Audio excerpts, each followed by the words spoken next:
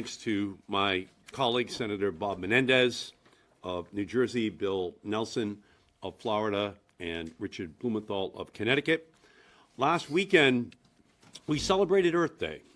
One of the main drivers of the first Earth Day in 1970 was the oil spill off of the Santa Barbara coast in California in 1969. Fast forward nearly half a century later, after Santa Barbara, after Exxon Valdez and the BP oil spill, we are once again fighting to protect our coastlines from an oil spill. Because if President Trump had his way, Earth Day would be Drill the Earth Day. Tomorrow, we anticipate that President Trump will issue yet another damaging environmental executive order, this one on offshore oil drilling. It could put our beaches, our fishermen, and our environment on the East Coast, Pacific, Alaska, and eastern Gulf of Mexico in the crosshairs for an oil spill that could devastate our shores and our economies. So today, 27 senators are sending a letter to call on President Trump not to revise the 5-year Outer Continental Shelf oil and gas leasing plan and to keep the protections on the books for our coastlines.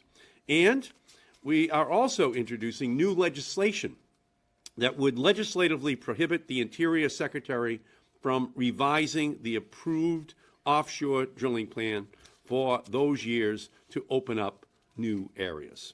Opening up the East Coast to drilling would affect every state from Maine to Florida, not just those where the drilling may occur. As we saw during the BP spill, offshore oil spills don't respect state boundaries. We don't want to threaten the beaches of our states, our fishing, our tourism industries, with the threat of a spill. In New England, we know that oil and water don't mix. We need to make sure that George's Bank never becomes Big Oil's bank. We want our shores and our waters to be home to shellfish and not shell oil.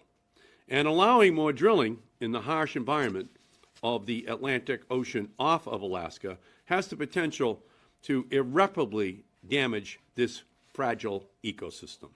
We already saw the series of mistakes and safety lapses that occurred when Shell tried to drill offshore in the Arctic. Big oil companies already have leases in the Gulf of Mexico totaling an area nearly the size of Kentucky that are still going unused by the oil companies. There is no reason when they already hold those leases that we should be talking about opening even more areas. We shouldn't jeopardize the vacations of Americans soaking in the sun for the sake of oil companies soaking in profits. Instead of using our coast to drill for oil, we should be harnessing them for clean energy creation.